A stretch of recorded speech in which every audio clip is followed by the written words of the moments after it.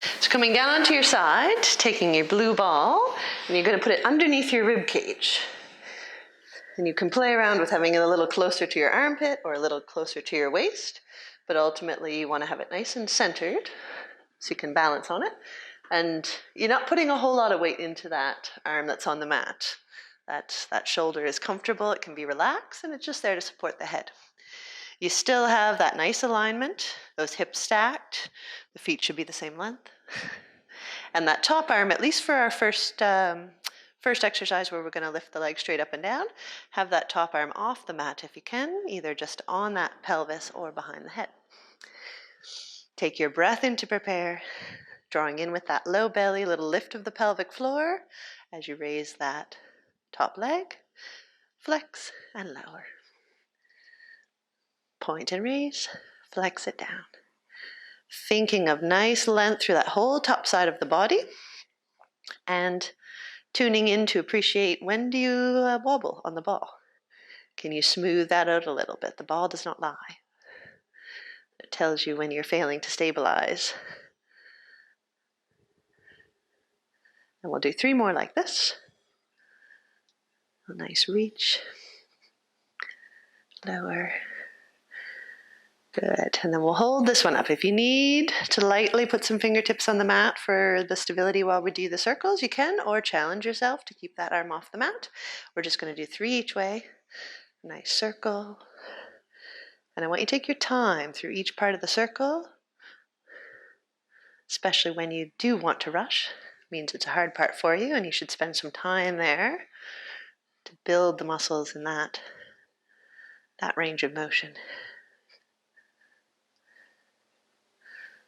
Perfect. We'll reverse direction, but we'll skip that today. Let the leg go behind. Let that opposite arm reach forward. Not opposite arm, the top arm. And we're going to raise and lower that leg for 8, for 2, for 1. Beautiful.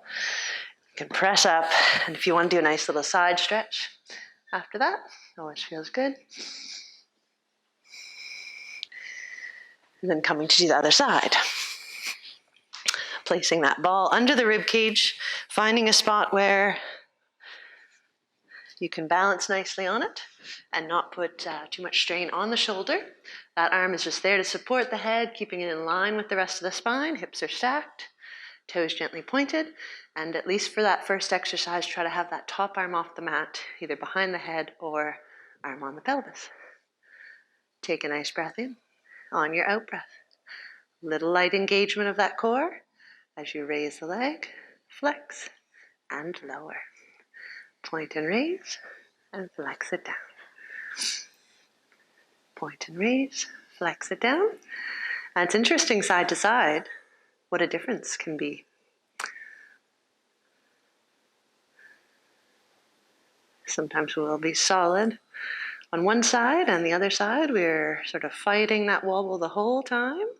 And that's fine. It can even change day to day. A lot of things affect our balance and our sense of being in space. Hold this one up, and let's start those circles. Nice even speed as you trace from the hip. A nice circle. You can tell which side is more difficult for me. And as you repeat the circle, just try to see if you can trace a slightly bigger circle.